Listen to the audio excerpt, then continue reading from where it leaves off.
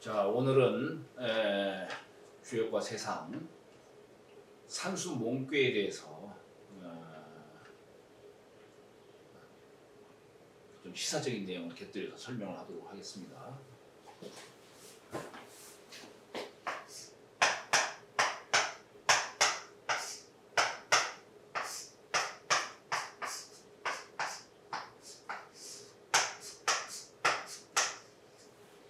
산수 몽꾀지요.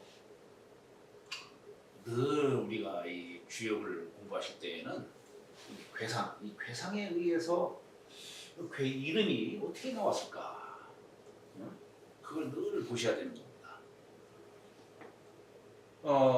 여기 이게 무슨 몽이라고 하는 글자가 어릴 몽, 어리석을 몽,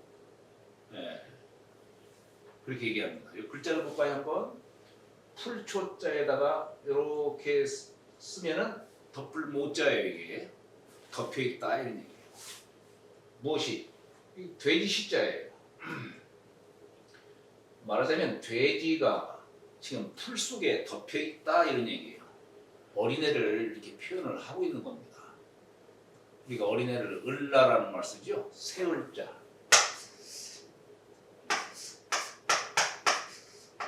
을라라는 말을 이렇게 보통 이렇게 한자로 표기한다면 이렇게 쓰는데 어린애가 자립을 못하니까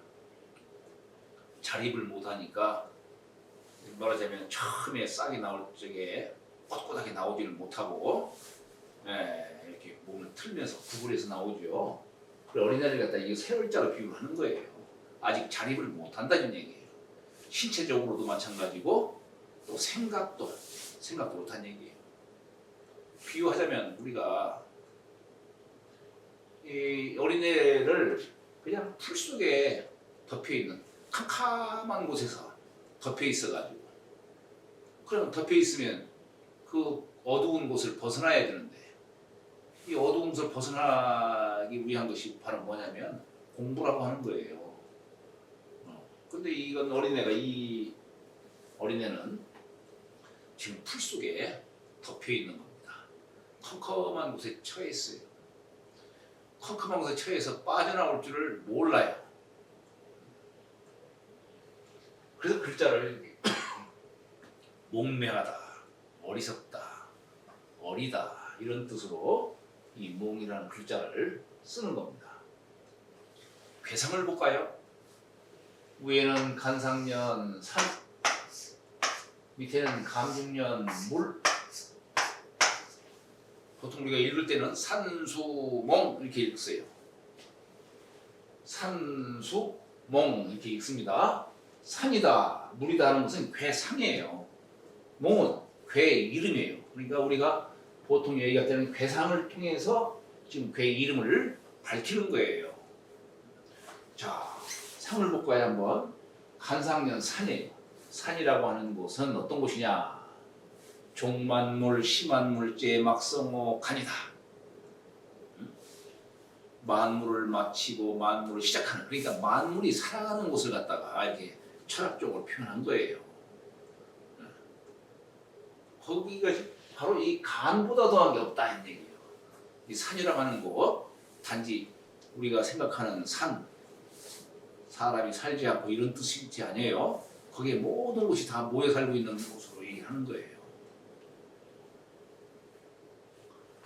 지금 산 아래에 감중년 물이 흐르고 있다 이런 얘기예요. 이 산이 뭐냐면 이제 산 속에서 옹달샘이 이제 용출을 하는 거예요.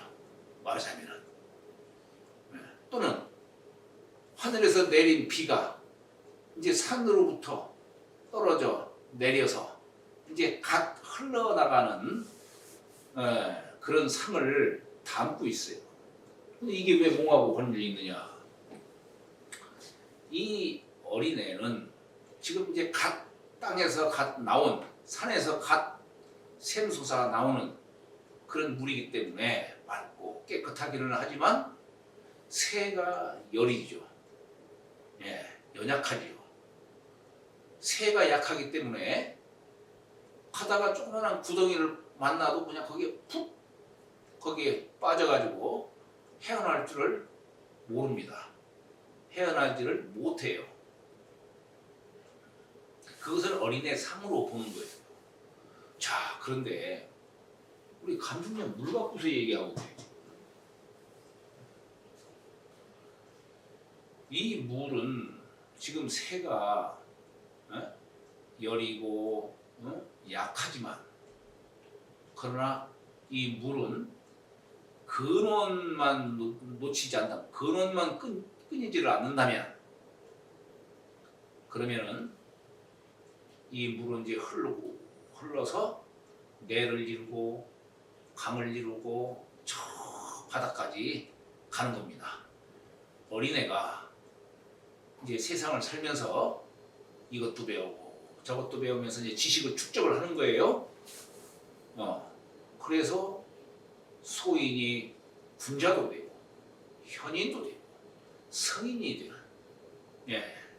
그런 뜻을 담고 있는 거예요. 우리 태양과 달 갖고 한번 비교를 해볼까요?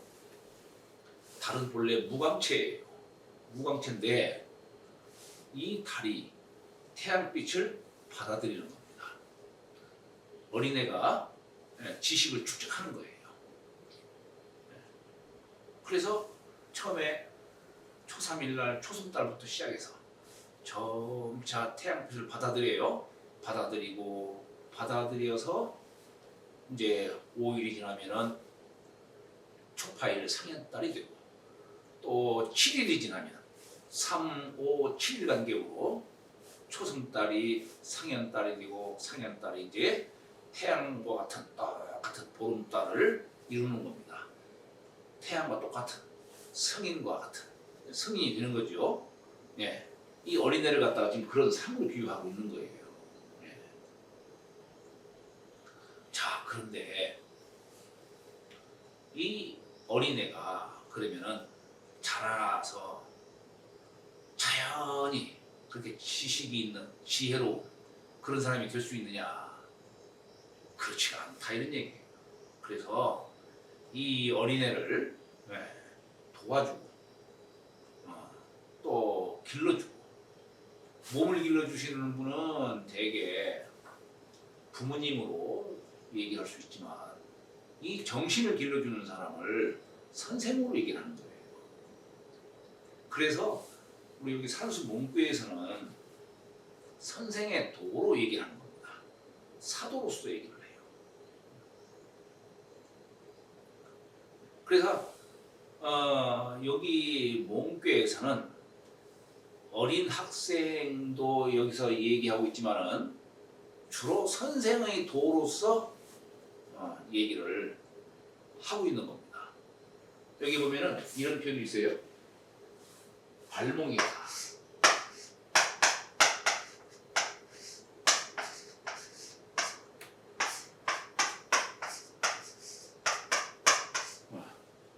이제 처음 어린애를 갖다가 이 어두운 곳에서 밝은 곳으로 펼치는 거예요. 꺼내주는 거예요. 이걸 발몽이다 이렇게 표현해요. 어린 몽학을 펴준다, 이게 펴준다. 어두운 곳에서 밝은 곳으로 처음 이제 시작으로 삼는, 말하자면 이제 계몽과 같은 얘기예요. 계몽 10개, 10개 어둘 몽.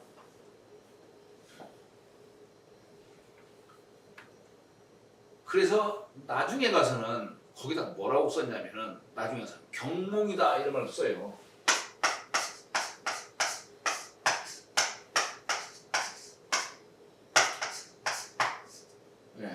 경몽이다. 이 격이 유격 할 때 쓰는 격자죠. 칠격자입니다. 몸을 친다 이런 말도 써요. 이건 도대체 무슨 얘기일까? 우리 율곡 선생의 율곡 선생이 지으신 책이 하나 있는데, 그게 뭐냐면 경몽요결이다 이렇게 써요. 이 중요격자에다가 비결격자를 썼죠. 경몽요결이다 이런 말을 씁니다. 그럼 이게 경몽이라는 게 무슨 뜻일까? 물론 이제 주역에서는 상으로 얘기를 하기 때문에 좋은 뜻으로도 얘기를 할 수 있고 나쁜 뜻으로도 얘기를 할 수 있고 그런 겁니다. 우선 나쁜 뜻으로 얘기를 하자면 뭐냐면 경몽은 아니 선생이 되는 자가 애를 가르치고 길러주는데 너무 지나치게 강하게 엄하게 가르치는 거예요. 길러주는 거예요. 그러다 보니까 물론 때로는 그래야 될 때도 있는 겁니다. 우리 저기 학교라고 하는 이 학교 글자를 어떻게 씁니까? 나무 목자에다가 사길글자를 쓴 거예요. 사길글자. 교라는 게 이게 사실은 형틀교자예요. 형틀교. 요즘 이 얘기 잘못됐다가는 비판을 많이 받을 텐데 왜 이 형틀교자를 쓰냐면은 아직 어린 학생은 뭐가 옳고 그른지를 모른다는 얘기예요. 그리고 아까도 얘기했듯이 처음에 옹달샘에서 나온 요 샘물은 흐르고 흐르는데 가다가 조그마한 구덩이를 만나면 거기에 푹 빠져가지고 헤어나올 줄을 모르는 겁니다. 근데 누가 이걸 길을 인도해 줘야 되는 거예요. 물론 간혹 선생 없이 크게 이렇게 지혜를 밝힌 분도 간혹 계시긴 하지만 그런 분들은 특출난 분들이고 대부분은 선생이 없이는 이 지혜를 밝힐 수가 없는 거죠. 네. 그래서 옛날부터 부국종사라는 표현을 썼어요. 부국종사. 이게 무슨 얘기냐면 부국이라는 말이 짊어질 부 글자가 조금 책상자 급자예요. 그러니까 책상자를 짊어지고 옛날에는 지금은 뭐 활자체가 발달되고 인쇄술이 발달됐으니까 종이도 나오고 그랬지만 옛날에는 뭡니까? 주간에다가 썼죠. 그러니까 책 한 권이 되려면은 책 한 지 되려면은 이건 뭐 손으로 들고 다니기 어려울 지경이에요. 아마 저기 주역책만 하더라도 24,000 여자가 되는데 주역책만 하더라도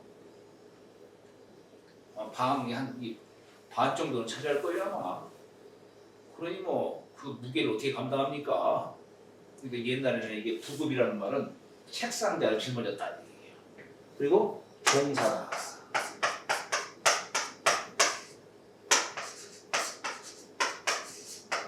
이런 말 써요. 책상자를 짊어지고 선생을 쫓아다녔다. 스승을 쫓아다녔다. 불언 천리하고 불언 천리하이며 부국종사라. 천리를 멀게 여기지 않고 아무리 멀어도 그 배우고자 하는 그런 욕구 때문에 책상자를 짊어지고 선생을 따라다녔다. 이런 얘기예요. 이 종사라는 말을 이렇게 쓰는 거죠. 사실 선생을 따라다녔다는 얘기는 뭐냐면 제자가 선생을 구하는 겁니다. 요즘에는 선생이 제자를 찾으러 다니는데 옛날에는 반대죠. 우리 주역 몽교에도 그런 얘기가 나와요. 비하구 동몽이요. 동몽이 구하라.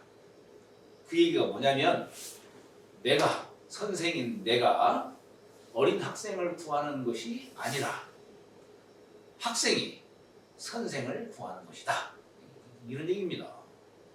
네.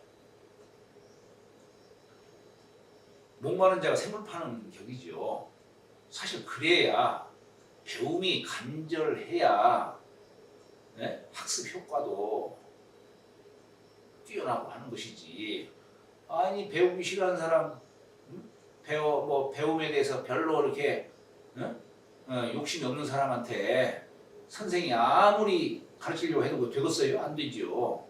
목마른 사람한테는 조금만 그냥 목만 축여줘도 그냥 뭐 아주 그냥 감사하게 그냥 받아 먹겠죠. 받아 마시겠죠.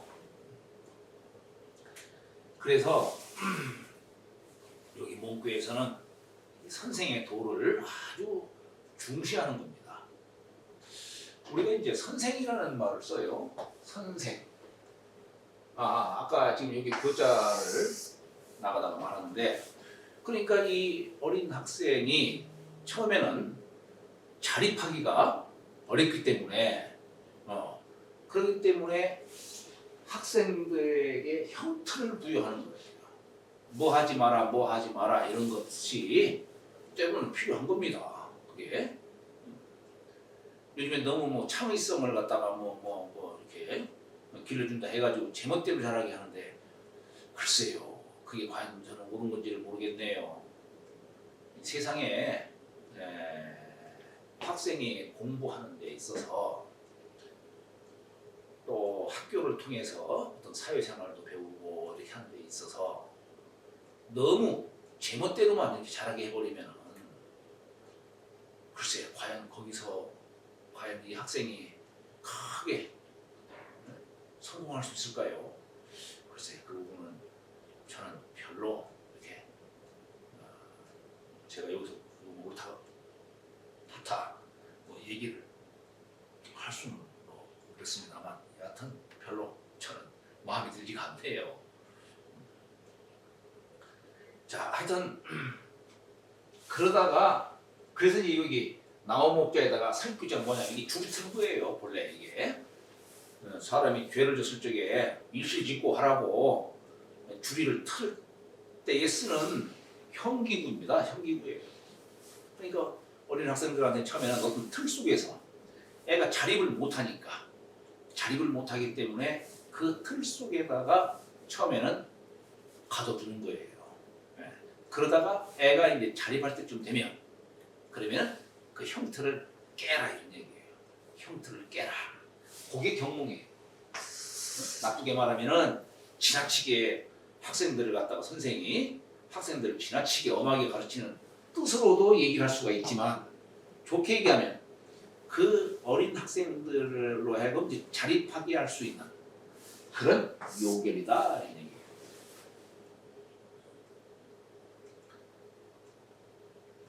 부모님 입장에서도 사실 자녀분들 달리 키울 게 아니라 빨리 자립할 수 있는 강한 사람이 될 수 있는 그런 사람으로 키워야 되겠죠. 목적은 정말로 자식을 사랑하는 사람이라면 그렇게 해야 되겠죠.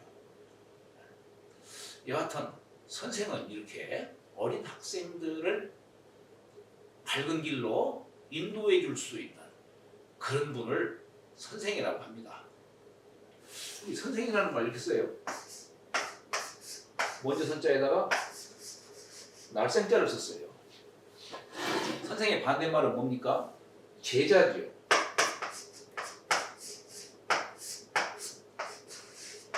네, 제자예요. 이게 무슨 뜻일까? 본래 선생이라는 용어는 나보다 연령이 많은 사람, 사실 아버지라든가 형이라든가 이 부형을 선생이라고 옛날에 이렇게 불렀어요.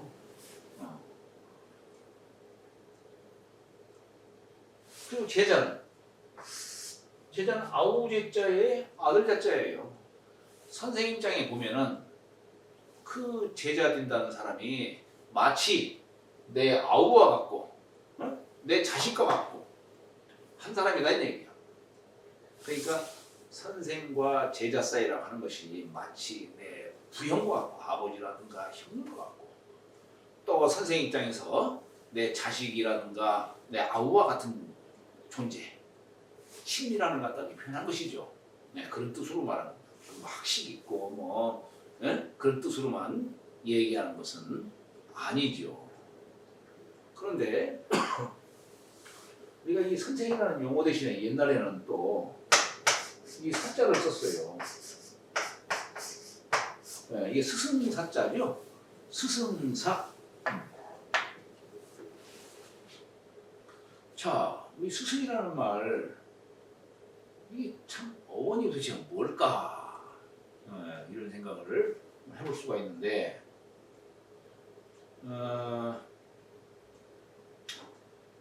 이게 이제 뭐 설이 여러 가지가 있어요. 여러 가지가 있는데, 뭐 일반적으로는 우리 스승이다, 우리 스승이라는 이런 표현이 옛날에 최세진이라는 분이 쓴 훈몽자회라고 하는 그 책이 있는데 거기에 보면은 스승이라는 말이 요 사자에다가 중순자, 이 불가용어죠. 불가용어. 네. 사승이 이렇게 그 음이 변천이 돼가지고 스승이다 이렇게 변천되었다라고 이렇게 얘기도 합니다. 불가에서 쓰는 호칭으로 예를 들어서 학덕이 높고 고승대덕인 그런 분들을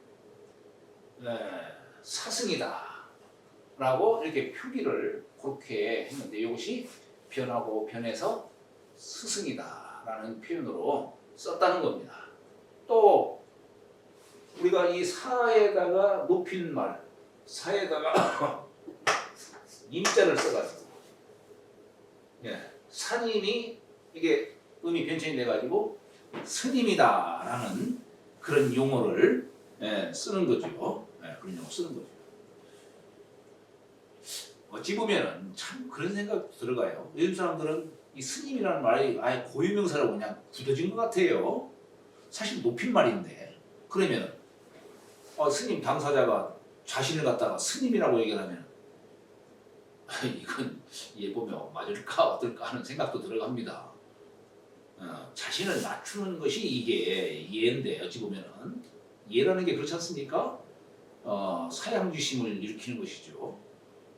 자신을 낮추고 상대를 공경하는 것이 이게 예법인데 자기 자신을 갖다가 스님이라고 표현한다든가 또 어떤 책 같은 데 보면은 어떤 스님이 자기 글을 써놓고서 아무개 스님 이렇게 써요.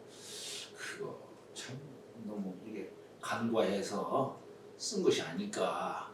자신을 낮춘 겸손한 표현을 좀 해야 될 것 같은데 그런 부분들이 좀 아쉬운 부분이 좀 있어요.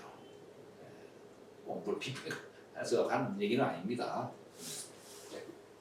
여하튼 간에 우리가 스승이라든가 선생이라든가 하는 그 자리는 존경의 대상이에요. 그래서 선생이라고 한다면은 적어도 어떤 사람이 선생이 되어야 하느냐. 물론 덕으로서 존경받을 수 있는 분이라야 되는 것이고 아까도 얘기했듯이 선생이라고 하는 자는 이 상대방 어두운 곳에 처한 자를 밝은 곳으로 인도해 줄 수 있는 자 그런 자를 스승이라고 하는 거예요. 선생이라고 하는 것이고 또 어찌 보면은 법을 전하는 자, 도를 전하는 자 이렇게도 얘기할 수가 있겠죠. 적어도 선생이라 하는 자는 진리를 가르칠 줄 알아야 되는 것이고 그래야 되는 것이지 단지 어떤 세력이라든가 어떤 지위라든가 이런 걸로 허장성세 해가면서 남의 세상에 그냥 아첨하는 말들만 쏟아내고 하는 사람 이런 사람을 스승으로 삼아서는 안 되겠죠. 진리를 전할 수 있는 사람 밝은 곳으로 이끌어줄 줄 아는 사람 이런 사람을 스승으로서 섬겨야 하는 겁니다.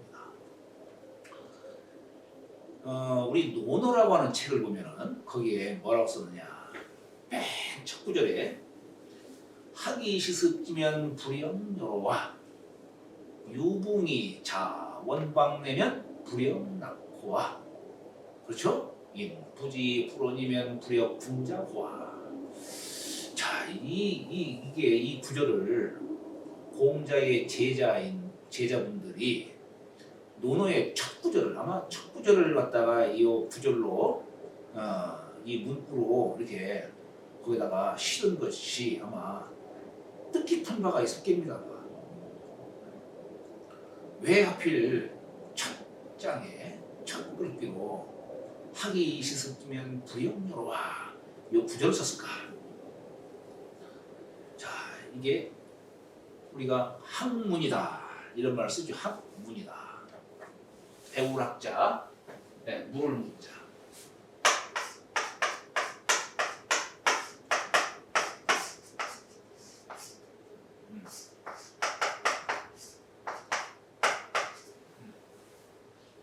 이 학문이라고 하는 용어도 우리 주역에 나옵니다. 주역에 나와요. 주역 중천건괴. 네. 중천건괴 부이효에 거기 문헌전에 나옵니다. 문헌전 중천건괴 부이효에 나와요. 학이 취지하이며 학이 취지하고 문이 변지하이며 관이 거지하고 인이 행지라. 학이 취지 학이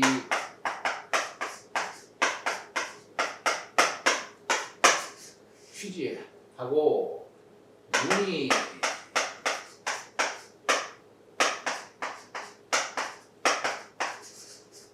변지하. 배움이라고 하는 것은 내가 선생님 앞에 가서 배우는 거죠.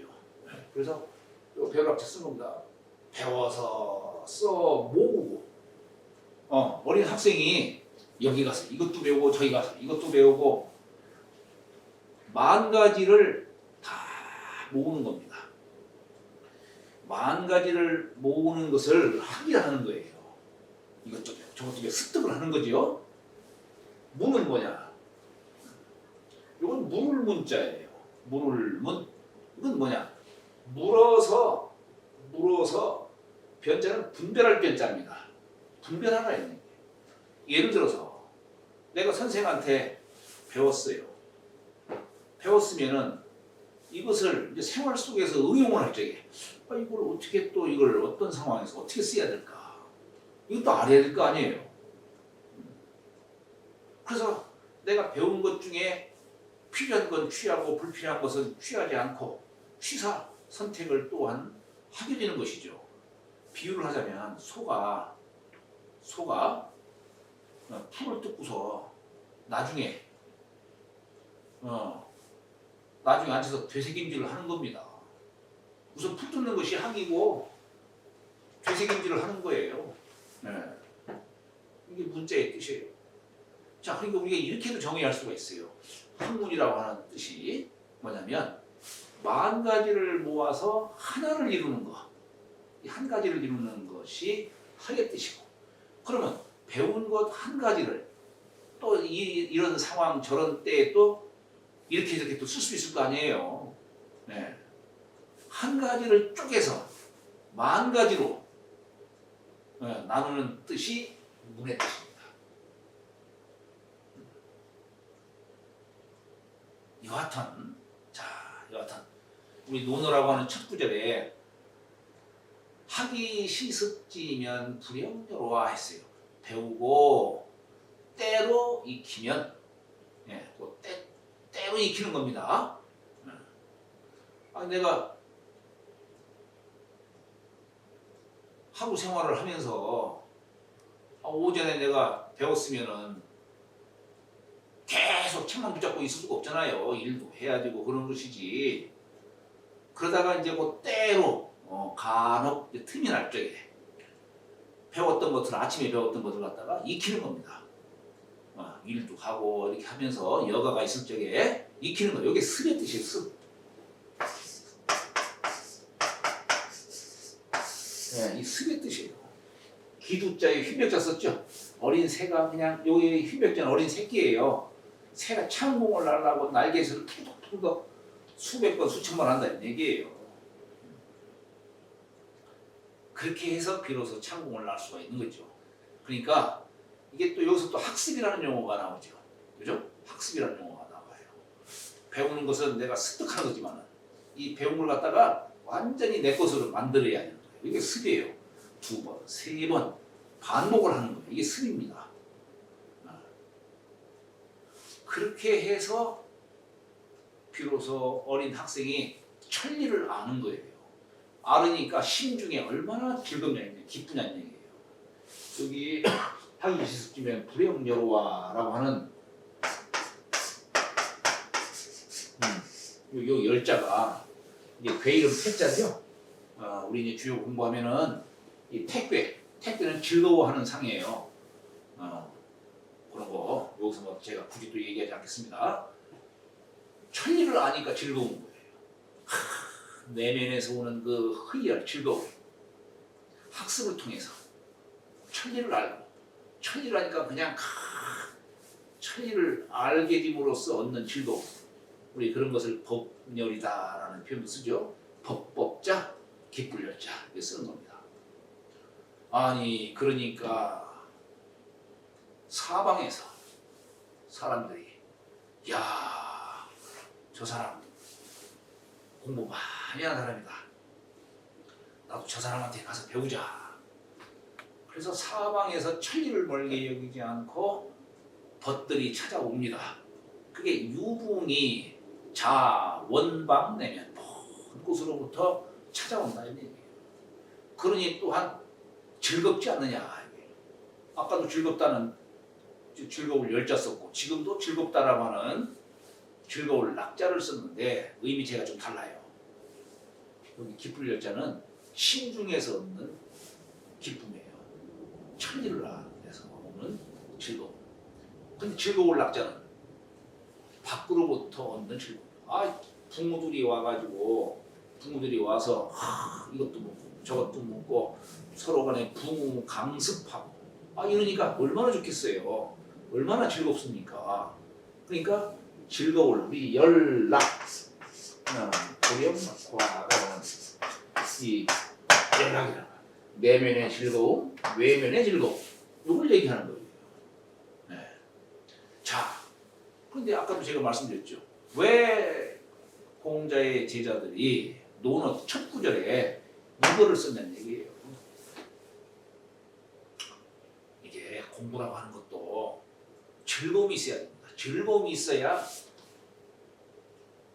공부의 목적을 이룰 수가 있는 거예요. 즐거움이 있어야 논어 한 책 한 권을 다 독파할 수가 있는 겁니다. 공부할 수가 있는 거예요. 즐거움이 없으면 안 되는 겁니다. 즐거움이 없으면 안 되는 거예요. 네. 지금 어린 학생이 왜 공부하는 걸까요? 이 즐거움을 얻기 위해서 지금 공부하는 것이고 또 공부하면서 공부를 통해서 즐거움을 얻기 때문에 계속 공부하게 돼 있는 거예요. 때로는 뼈를 깎는 고통도 오고 때로는 너무나 즐겁기 때문에 공부하는 재미가 있기 때문에 그래서 그런 고통도 감내해가면서 즐거움을 얻는 것이죠. 그런데 이 진리를 구하는 것은 글쎄 이제 선생이 참 법을 전하는 자고 진리를 전하는 자다라고 이렇게 얘기를 했는데 이게 진리를 구하는 데 있어서는 또 필요한 게 뭐냐면은 선생을 높일 줄 아는 겁니다. 우리 존사중도라는 말 써요. 존사중도다.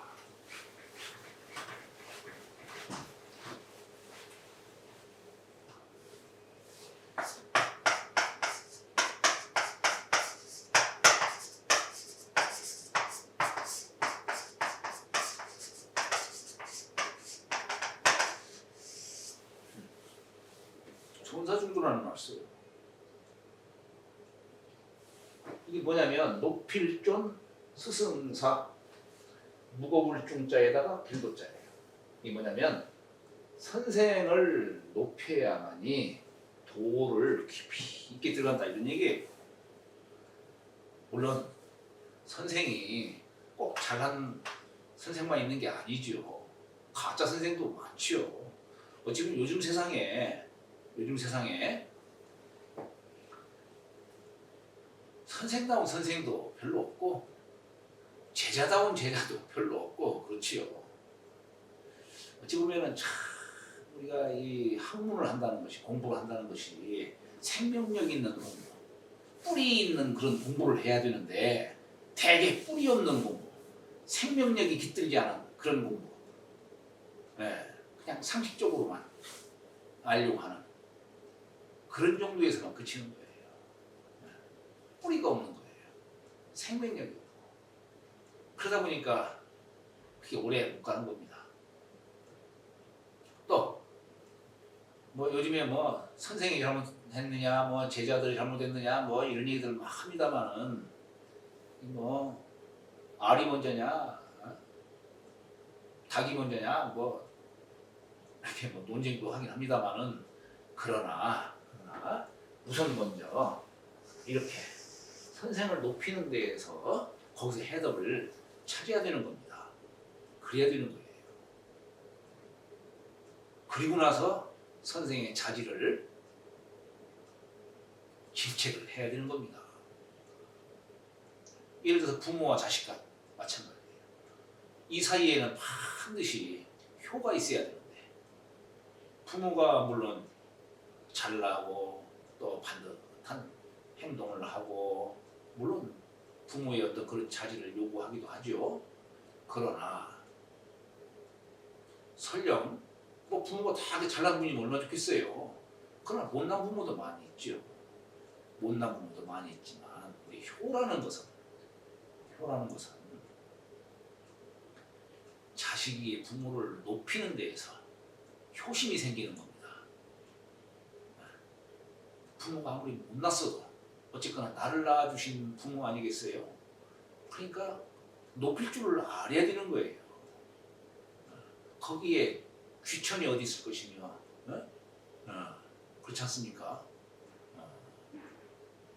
무슨 뭐 거기서 상하관계를 못 하겠어요. 잘나던 내 부모님이고 못 나던 내 부모님이. 그래서 부모를 높이는 데에서 이 가정의 질서가 이루어지고 효심이 거기에 깃들듯이 선생을 높이는 데에서 도가 해주는 겁니다. 그래서 우리가 옛날 선생을 뭐라고 표현하냐면 함장이라는 말 써요. 함장. 이 함장이라는 말 써요. 이게 무슨 뜻일까? 함장. 우리가 석간 함장이다. 그런 말을 써요.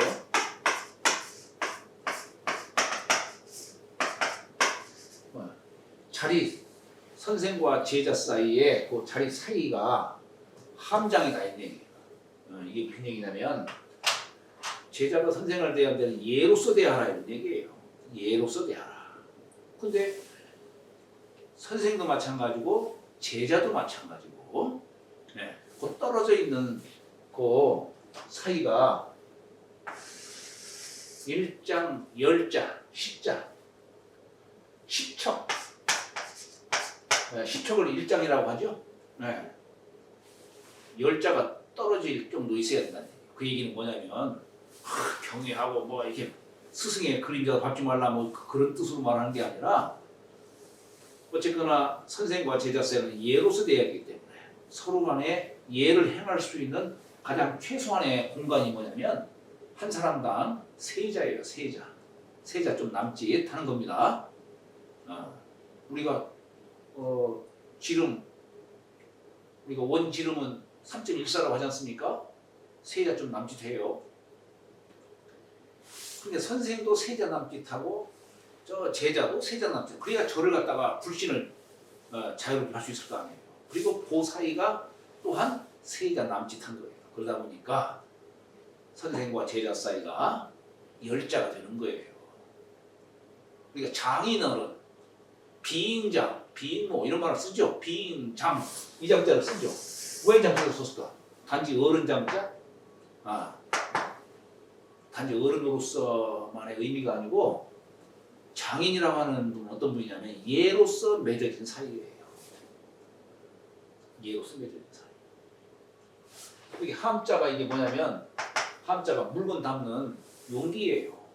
옛날 뭐 함지고 간다 그런 말 쓰지 않습니까? 함지고 간다. 옛날 신랑이 신부집에 함 지고 가잖아요. 함제비 대신 시켜가지고 가죠. 마찬가지로 제자가 스승을 찾아갈 때도 패배를 들고 가는 겁니다. 패배. 그 그 패배관에 필요한 선생님께 드릴 뭐가 있겠죠. 그런 뜻에서 예로서 매시는 분이다. 패배를 들고 예로서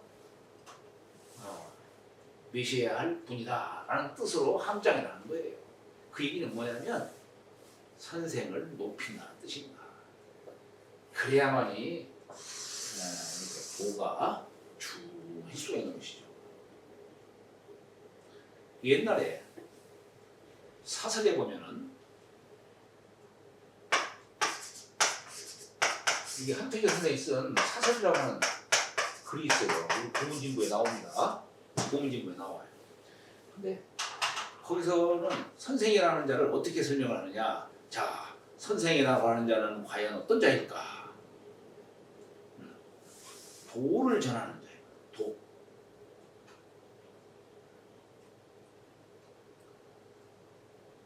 그리고 학생들로 하여금 의욕을 풀어줄 수 있는 자. 네. 그런 자를 얘기하는 겁니다. 그런 자를. 그러니까 법을 전하고 도를 전할 수 있는 자. 그러면서 학생들이 모르고 궁금해했을 적에 그 의욕되는 바를 풀어줄 수 있는 자.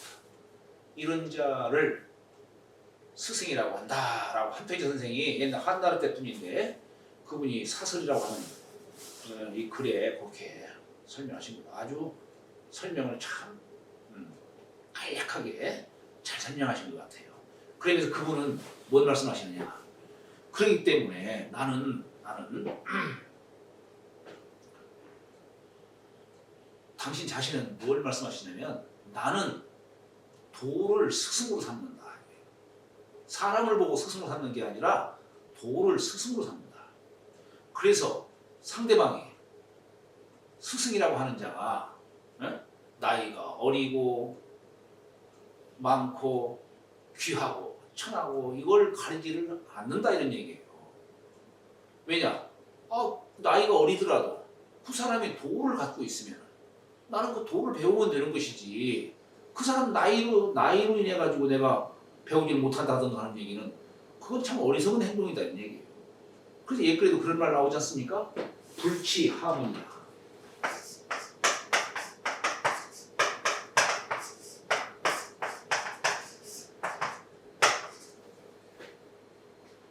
부끄러워하지 아니하고 아랫사람에게 묻는다 이런 얘기예요.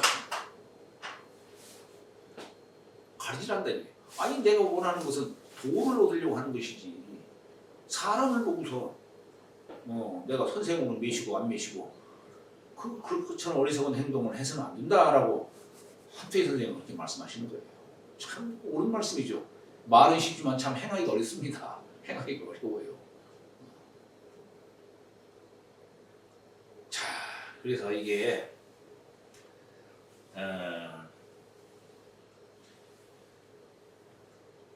이 선생이라고 하는 자, 아까 지금 시간이 이제 그래서 정리를 해야 할 것 같습니다만은 이 산수몽괴에 어린 학생이 공부를 통해서 밝은 곳으로 나아가고자 하는 거예요. 네. 공부라는 말도 공부 이렇게 써요. 이게 무슨 뜻일까? 이 공자가 위에 한자고 그 밑에 한자 하늘과 땅을 갖다가 이것도 한자예요. 이거 쓰면 이게 천지통할 곤자예요. 그러니까 우리가 학문을 통해서 천지의 이치를 통하는 겁니다. 이게 공이에요. 그럼 여기 부는 뭘까? 부는 이건 하늘이고 이건 땅이에요. 하늘은 도를 베푸니까 천도다 얘기를 하는 것이고 땅은 그 하늘의 기운을 받아들이니까 지덕이다 이런 말 써요. 천도 지덕. 그런데 도덕이 이거 하늘 천자 이렇게 쓰는데 하늘 천자를 갖다가 요 하늘을 뚫은 거예요. 그래서 이 글자를 뭐라고 표현하냐면 이 선비들은 도덕이 관천, 하늘을 뚫었다는 얘기예요. 도덕이 관천할 부자다 이렇게 표현 쓰는 겁니다. 우리가 보통 부자다 하면 누구를 가리키냐면은 공자를 가리켜요. 네. 공자는 천지의 도를 갖다가 꿰뚫으신 분이다 이런 얘기예요. 그래서 우리가 공부자 이렇게 부자라는 말 쓰죠. 그래서 꼭 공자만 물론 부자 하면은 공자시지만 뭐 예를 들어서 주자는 정자를 사숙하셨어요. 정자를 사숙하셨어요. 한 대략 200년 가까이 차이가 나는 분이니까 살아생전에 뵙지를 못했죠. 이걸 사숙이라는 말 씁니다. 사숙.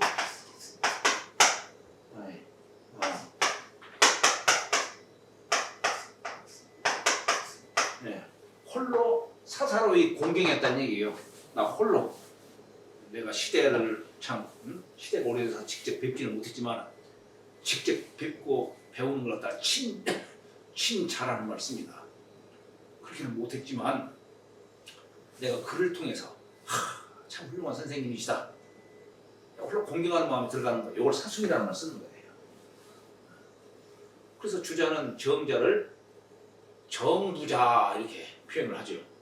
또 주자를 공경하는 사람들은 주부자 뭐 이렇게 많이 이렇게 쓰기도 합니다만은 여하튼 이 부라는 말이 그런 뜻 아니겠어요. 그래서 여러분들 혹시 저기 도산서원 한번 가보셨나 모르겠어요. 최계 선생이 후학을 가르쳤다라고 하는 도산서원. 거기 가면 방을 갖다가 이 공짜형으로 이렇게 만든 곳이 있어요. 가보세요 한번. 통하라 이런 얘기예요. 그런 뜻이죠. 우리가 대학 지도는 제명명덕하이며 제친민하이며 제지어지선이니라. 대학의 도는 제명명덕하이며 명자가 밝은 명자죠. 또 명자를 썼어요. 그 다음에 큰 명자를 썼죠. 명덕이라는 게 뭐냐? 밝은 덕이다 이게. 밝은 덕. 여기 대학에서는 명심, 밝은 마음을 덕이라고 표현한 거예요. 덕은 얻는다는 뜻이에요. 하늘로부터 얻었다 이게요. 천명지 무이성이다 이렇게 얻은 뜻으로 말하는 거예요. 그래서 대학에서는 얻었다는 뜻으로 명심, 명성 이런 표현 안 쓰고 명덕이라는 말을 쓰는 거예요. 얻었다는 뜻으로 거기에 방점을 두는 거예요. 본래가 이 밝은 덕이 있었는데 세상을 살아가면서 이게 어두워진 거예요. 어두워진 거예요. 그러다가 다시 공부를 통해서 어두워진 이 덕을 다시 밝힌다. 밝힌다. 그러니까 이게 이 밝힌다고 하는 게 뭡니까? 지금 어린 몽학이 컴컴한 곳에서 있다가 공부를 통해서 학습을 통해서 학문을 통해서 밝은 곳으로 나가는 거예요. 밝은 곳으로. 그게 밝은 명자의 뜻이 마치 캄캄한 어두운 밤을 밝히는 햇불과 같은 그런 역할을 할 수 있겠죠. 배움의 길이라고 하는 것이. 우리가 여기 요즘에 뭐 인문이라는 말 많이 써요. 물론 여기 인문이라는 말 저 나중에 뒤에 가면 산화 비괴 여기서 인문이니 천문이니 문명이니 문화니 이런 용어들 다 여기서 나옵니다.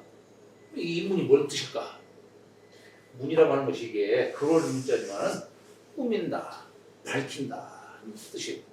사람으로서 밝게 사는 사람, 무엇가 옳은지 그른지를 분별할 줄 알고, 그래서 그릇된 걸 버리고 옳은 것을 취할 줄 아는 사람, 이게 밝은 사람이죠. 지혜를 낼 줄 아는 사람이죠. 그게 바로 학문의 공에서 이루어지는 겁니다. 학문의 공. 오늘 지금 산수목교에서 어린 몸학과 스승의 도를 주제로 해서 오늘 이 시간 이렇게 마치도록 하겠습니다.